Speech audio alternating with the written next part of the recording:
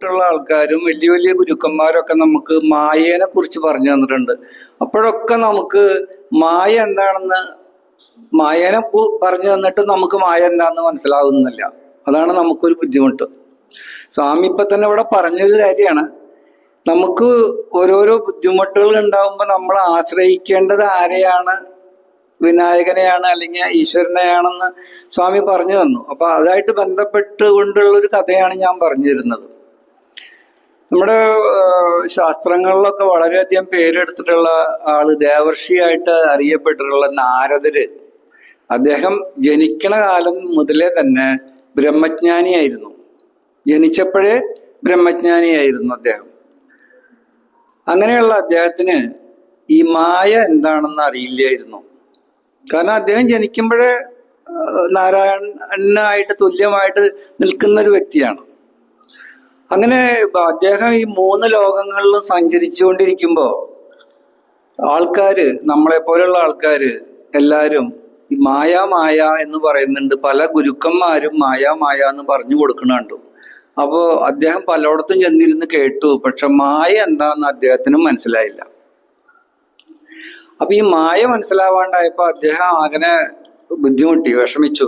എന്ത് ചെയ്യാൻ പറ്റും? മായ എന്താന്ന് എനിക്ക് അറിഞ്ഞേ പറ്റൂ. ലോകത്തുള്ള എല്ലാ കാര്യങ്ങളും അന്വേഷിച്ച് നടക്കുന്ന എനിക്ക് മായനെ കുറിച്ച് അറിഞ്ഞില്ലെങ്കിൽ പിന്നെ അത് വല്ലാത്ത ഒരു സങ്കടമുള്ള കാര്യമാണല്ലോ.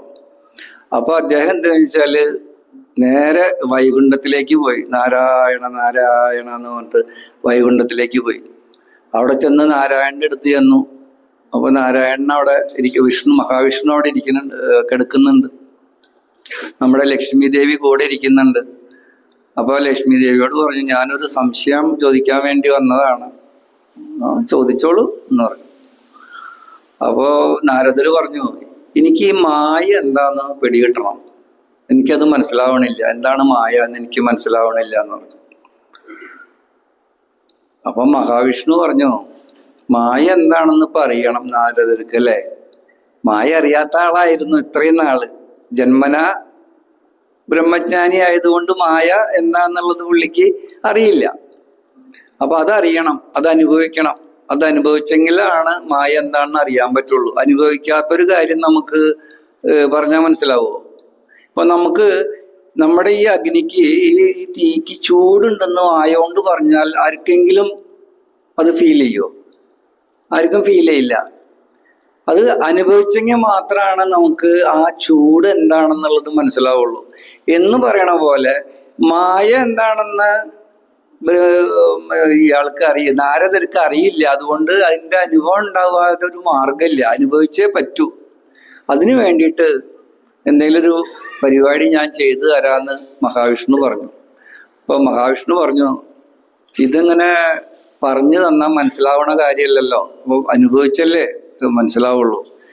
ഇതൊക്കെ അനുഭവിപ്പിച്ച് തരാൻ പറ്റുന്ന ഒരാളുണ്ട് എൻ്റെ കയ്യിൽ. അതായത് നമ്മൾ ഭൂമിയിൽ ചെന്ന് കഴിഞ്ഞാല് ഞാൻ തന്നെ വേഷം മാറിയിട്ട്, അതായത് അവതാരമായിട്ട് എടുത്തിട്ടുള്ള ശ്രീകൃഷ്ണൻ എന്ന് പറയുന്ന ഒരു മഹാവ്യക്തി അവിടെ ഉണ്ട്. അദ്ദേഹം ഇതിനൊക്കെ വളരെ കേമനാണ്. ഈ കാര്യങ്ങളൊക്കെ പറഞ്ഞു തരാനും പഠിപ്പിക്കാനൊക്കെ കേമനാണ്. അദ്ദേഹത്തിന്റെ അടുത്തേക്ക് പൊക്കോളാൻ പറഞ്ഞു. അപ്പൊ നാരദര് വളരെ സന്തോഷമായി. എന്നാ ഭൂമിയിലേക്ക് വിടാന്ന് പറഞ്ഞു. അദ്ദേഹം പെട്ടെന്ന് തന്നെ വ്യോമമാർഗത്തിൽ കൂടെ സഞ്ചരിച്ച് ശ്രീകൃഷ്ണന്റെ അടുത്ത് വന്നു. ശ്രീകൃഷ്ണന്റെ കൊട്ടാരത്തിലൊക്കെ വന്ന് അവിടെ ഇരുന്നപ്പോ ശ്രീകൃഷ്ണൻ ചോദിച്ചു, എന്ത് പറ്റി നാരദരെ ഇങ്ങനെ പെട്ടെന്ന് അപ്രതീക്ഷിതമായിട്ട് വിവരമൊന്നും അറിയിക്കാണ്ട് വന്നത് എന്ന് ചോദിച്ചു. അപ്പോ നാരദർ പറഞ്ഞു, ഞാനിപ്പോ വൈകുണ്ഠത്തിൽ നിന്നാണ് വരുന്നത്. മഹാവിഷ്ണുവിനോട്, നാരായണനോട് തന്നെ ഒരു സംശയം ചോദിച്ചു. അദ്ദേഹം പറയണ അത് പറഞ്ഞു തരാൻ ആപ്റ്റായിട്ടുള്ള അല്ലെങ്കിൽ ഏറ്റവും നല്ല വ്യക്തി ശ്രീകൃഷ്ണനാന്ന് പറഞ്ഞതുകൊണ്ട് ഞാൻ ഇങ്ങോട്ട് വന്നതെന്ന് പറഞ്ഞു. അപ്പൊ എന്താ ചോദിച്ചോളൂ, എനിക്ക് അറിയാവുന്നതാണെങ്കിൽ പറഞ്ഞു തരാം എന്ന് പറഞ്ഞു. അപ്പൊ പറഞ്ഞു, എനിക്ക് ഈ മായ എന്താണെന്ന് പിടികിട്ടണം. അപ്പോ ശ്രീകൃഷ്ണൻ പറഞ്ഞു, മായ എന്താണെന്ന് പിടികിട്ടണം അല്ലേ? അത് ഈ പറഞ്ഞ പോലെ ഈ നമ്മുടെ കൊട്ടാരത്തിൽ ഇരുന്നിട്ടൊന്നും പറഞ്ഞു കഴിഞ്ഞാൽ മനസ്സിലാവുന്ന സാധനമല്ല. നമുക്ക് ഇറങ്ങി നടക്കുക, നടന്നു പോണ വഴിയിൽ നമുക്ക് ഇങ്ങനെ വർത്താനം പറഞ്ഞു പോയിക്കൊണ്ടിരിക്കലേ, ഈ കാര്യം ഞാൻ പറഞ്ഞു തരാം എന്ന് പറഞ്ഞു. അപ്പൊ രണ്ടുപേരും കൂടി കൊട്ടാരം വിട്ടിട്ട് ഇങ്ങനെ നടക്കാൻ തുടങ്ങി. കൊട്ടാരം വിട്ട് ഇങ്ങനെ നടന്ന് കുറേ ദൂരം ഇങ്ങനെ പോയി കഴിഞ്ഞപ്പോൾ ചൂട് കൂടുതലായി. മരങ്ങളൊന്നും ഇല്ലാത്ത ഏരിയയിലെത്തി. ഭയങ്കര ചൂടായി. അതുപോലെ കൊട്ടാരം വിട്ട് വന്നത് കൊണ്ട് തന്നെ വെള്ളത്തിന്റെ ദാഹം കൂടുതലായി. രണ്ടുപേർക്കും ഭയങ്കര ദാഹം വന്നു.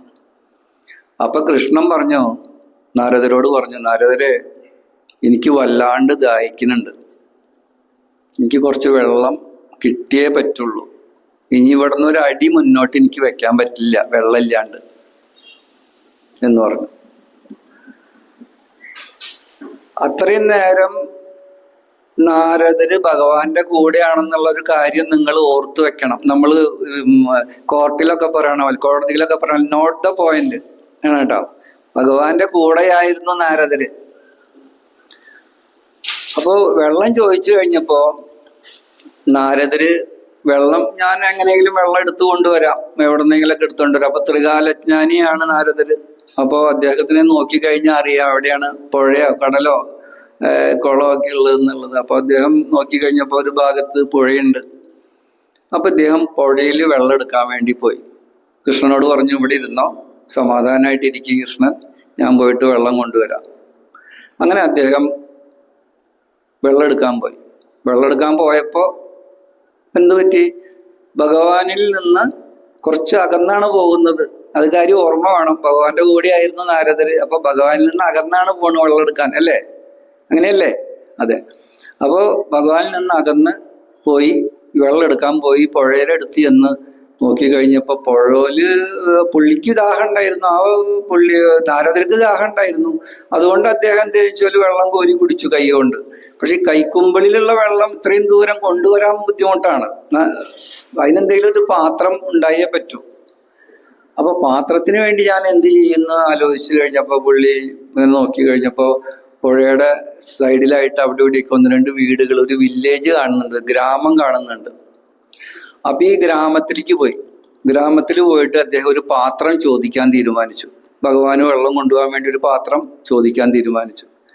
അങ്ങനെ അദ്ദേഹം ഒരു വീട്ടിൽ ചെന്നിട്ട് പാത്രം ഇങ്ങനെ വിളിച്ചു, ഇവിടെ ആരും ഇല്ലേ എന്ന് ചോദിച്ചു. ആരും ഇല്ലേ എന്ന് ചോദിച്ചു. കുറച്ച് കഴിഞ്ഞപ്പോൾ വാതില് ഒന്ന് തുറന്നിട്ട് ഒരു സ്ത്രീ ഇറങ്ങി വന്നു. ആ സ്ത്രീ വളരെ മനോഹരിയായിരുന്ന ഒരു സ്ത്രീ ആയിരുന്നു. ഒരു ചെറിയ യുവതിയായിരുന്നു, അല്ലെങ്കിൽ അധികം പ്രായമില്ലാത്തൊരു സ്ത്രീ ആയിരുന്നു, കന്യകയായിരുന്നു. അങ്ങനെ ഈ കന്യക ഇറങ്ങി വന്നിട്ട് എന്താ വേണ്ടതെന്ന് ചോദിച്ചപ്പോ നാരദര് വെള്ളം എടുക്കാൻ ഒരു പാത്രം വേണം എന്ന് പറയാൻ തുടങ്ങി. പറയാൻ അങ്ങനെ ആദ്യം നമ്മൾ മനസ്സിലാണല്ലോ വിചാരിക്കുന്നേ, എനിക്കൊരു പാത്രം വേണം എന്ന് വെള്ളം എടുക്കാൻ വേണ്ടിയിട്ടെന്ന് പറയാൻ തുടങ്ങി. പക്ഷെ വായിൽ കൂടെ വന്നത് വേറൊന്നായിരുന്നു. വായിൽ കൂടെ വന്നത് എന്താണെങ്കിൽ, എനിക്ക് നിന്നെ വല്ലാതെ ഇഷ്ടായി, അതുകൊണ്ട് നമുക്ക് കല്യാണം കഴിക്കാൻ പറ്റുമോ എന്ന് ചോദിച്ചു നാരദൻ. അപ്പോ ഈ കന്യക പറഞ്ഞു, അതിന്റെ ഉത്തരം എനിക്ക് പറയാൻ പറ്റില്ല, അതിന്റെ ഉത്തരം എൻ്റെ അച്ഛനോട് ചോദിക്കണം, അച്ഛനുണ്ട്, അച്ഛനെ വിളിക്കാം എന്ന് പറഞ്ഞു. അപ്പോ നാരദര് പറഞ്ഞു, എന്നാ ശരി, പിതാവിനെ വിളിക്കൂ എന്ന് പറഞ്ഞു. അപ്പൊ പിതാവ് വന്നു. എന്താ കാര്യം എന്ന് ചോദിച്ചു. അപ്പൊ പറഞ്ഞു, താങ്കളുടെ മകളെ കണ്ടിട്ട് എനിക്ക് വളരെയധികം ഇഷ്ടപ്പെട്ടു, എനിക്ക് വിവാഹം കഴിച്ചാൽ കൊള്ളാം എന്ന് പറഞ്ഞു. അപ്പൊ വെള്ളം ചോദിക്കാൻ പോയ ആളാണ് പെണ്ണിനെ ചോദിക്കുന്നുള്ളത് കൂടി ശ്രദ്ധിക്കും. അങ്ങനെ പിതാവ് പറഞ്ഞു, സംഗതി നിങ്ങളെ കണ്ടിട്ട് നല്ല യോഗ്യനാണെന്ന് തോന്നുന്നുണ്ട്, നല്ല ആകാരവടിവും വെളുത്ത നിറവും കാണാൻ സുന്ദരനൊക്കെയാണ്, പിന്നെ ഒരു ഇതൊക്കെ പിടിച്ച് ചെറിയ വീണയൊക്കെ പിടിച്ച് നടക്കണമെങ്കിലും ആൾ കൊള്ളാം, കാരണം വീണ പാടിയിട്ടെങ്കിലും ജീവിക്കുമല്ലോ പുള്ളിക്കാരൻ എന്നൊക്കെ വിചാരിച്ച് പറഞ്ഞു, കല്യാണം കഴിച്ചു തരാം, പക്ഷെ ഒരു നിബന്ധനയുണ്ട്, എൻ്റെ മകളെ വിവാഹം കഴിച്ചാല് എൻ്റെ വീട്ടില് എൻ്റെ മകളെ കൂടെ ഇവിടെ തന്നെ താമസിച്ച് കാലാകാലത്തോളം ഇവിടെ ജീവിക്കണം, വേറെ എവിടെയും പോകാൻ പാടില്ല. അപ്പൊ നാരദര് അതങ്ങോട്ട് സമ്മതിച്ചു.